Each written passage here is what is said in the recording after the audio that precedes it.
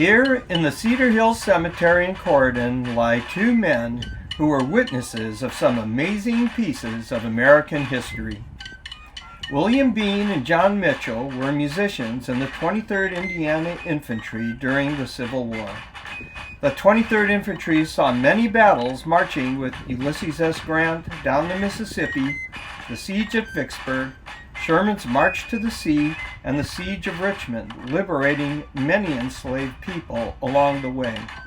The musicians would entertain troops and also play at funerals of those who died in service.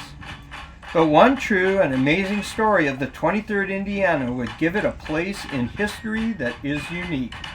That is the story of a runaway slave named Lucy Higgs and her little girl Mona, and how they and the 23rd Regiment cared for each other for decades to come. Lucy Higgs Nichols was born into slavery in 1838 in North Carolina, but escaped to her freedom in Indiana, where she became known as the beloved Aunt Lucy by the Union troops she nursed back to health and who considered her as family. Without her nursing skills, many would have died from their injuries.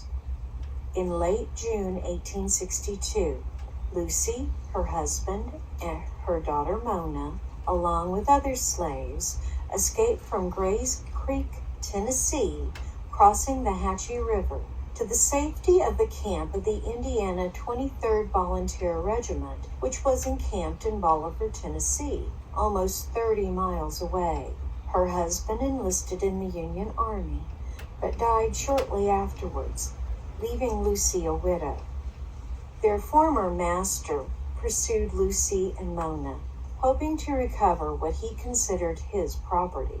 Thankfully, the Confiscation Acts of 1861 and 1862, declaring that any property, including enslaved people, which was used to benefit the Confederates, was to be seized by the federal government, going as far as to protect the enslaved. These acts were originally intended to deprive the Confederacy of slave labor, but they provided Lucy and her family the opportunity to escape slavery.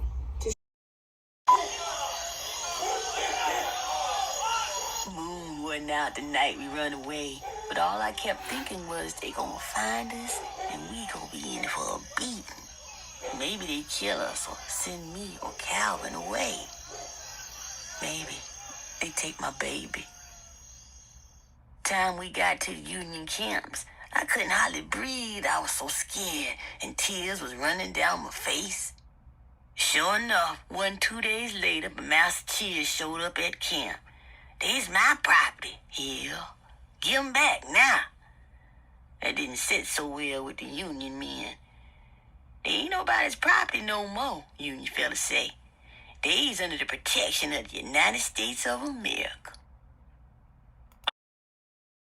To show her gratitude to the Indiana 23rd Volunteer Regiment, Lucy, 30 years old at the time, remained with the 23rd as hospital nurse, cook, laundress, and sewing woman, following them throughout the rest of the war, caring for soldiers on the front lines and enduring their many long, arduous marches.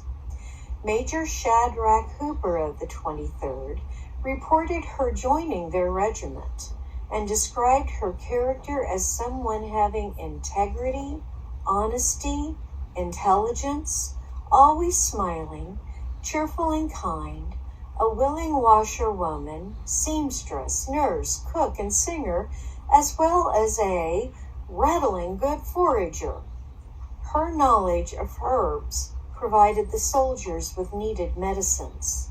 Other soldiers and the regiment surgeon, Magnus Brucker, described her as a faithful nurse.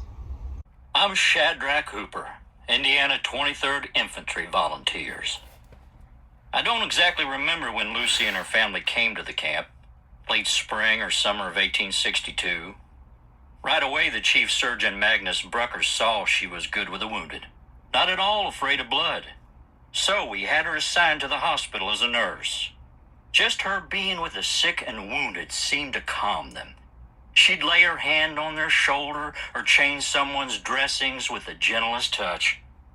And even the ones everybody knew wouldn't make it, Lucy sat by their side and held their hands, telling them how brave they were, what good boys, how their families would be proud of them. Like a mother, there for them at the end. Dr. Brooker, he was a German man. I could hardly understand him half the time. But he told me he was hiring me and the government would pay me to nurse for him. Fact is, I never saw 1 cent. But I kept on working, hoping I'd get paid after a while. Never once think about quitting. Them boys got to be like family, so I kept on doing what I've been doing. Lucy was present at such critical battles as the Siege of Vicksburg and the Siege of Atlanta, then followed the 23rd Regiment through General Sherman's famous March to the Sea. Lucy even remained with the regiment after her daughter Mona, no older than 5, died just after the surrender of Vicksburg. The soldiers loved little Mona and provided her with an elaborate funeral, covering her body with flowers as they laid her to rest. Lucy was heartbroken and left absolutely alone, but she still clung to the regiment.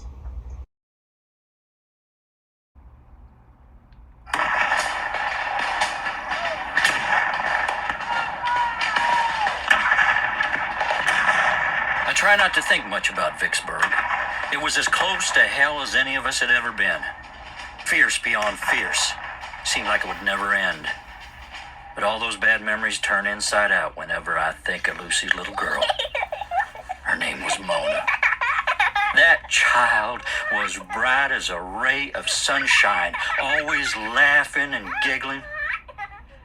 In the midst of all the heartache and suffering, she would dance up to me or sing a little song. Mona reminded me of all I'd left behind and what was waiting for me when I got home. When she got sick, Dr. Brucker let Lucy go nurse her little girl, but even that couldn't save the child. The day of her funeral, grown men stood all around, battle-hardened soldiers with tears running down their faces. We didn't have a choice. We had to bury her at Vicksburg. And Lucy, she dropped to her knees when they lowered that tiny little coffin in the ground. Her crying was so quiet. Seemed like all her spirit and sass gone.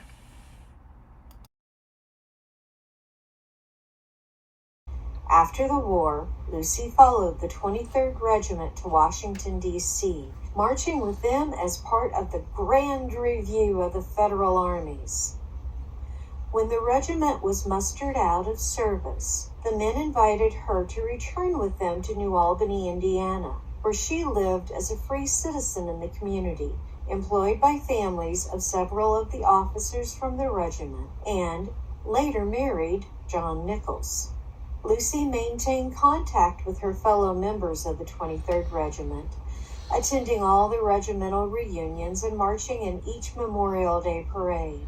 Lucy provided care for ill former troops, nursing them, as she did in war times, while they cared for her in times of sickness and need as well, affectionately calling her Aunt Lucy. When Lucy contracted measles, a deadly disease at that time, the soldiers turned the tables and nursed her back to health, as they did later when she suffered a stroke. When General Gresham's daughter was married, Lucy was an invited guest at the famous Palmer House in Chicago and was considered a member of the family. Lucy became a member of the New Albany chapter of the Grand Army of the Republic, a fraternal organization of veterans of the Union forces, their only honorary female member. However, Lucy was not recognized for her work as a Union Army nurse by the federal government. In 1892, Congress passed an act granting pensions to all women employed by the Surgeon General of the Army as nurses, under contract or otherwise, during the late War of the Rebellion, who were in need of financial assistance. Twice applying for the pension, Lucy was twice rejected. However, Due to the sustained efforts of the soldiers who respected and loved her, she was granted her government pension for diligent nursing and other services with them through 28 battles, starting in June 1862 through the end of the war. In December 1898, a special act of Congress was passed approving her for a $12 per month pension for the rest of her life. We see her pictured here with a group of veterans from the Civil War and Spanish-American War in 1898 in English, Indiana. On January 29, 1915, Lucy died and was buried with military honors in West Haven Cemetery in New Albany. In 2011, a state historical marker was placed outside the Second Baptist Church, where Lucy was a member.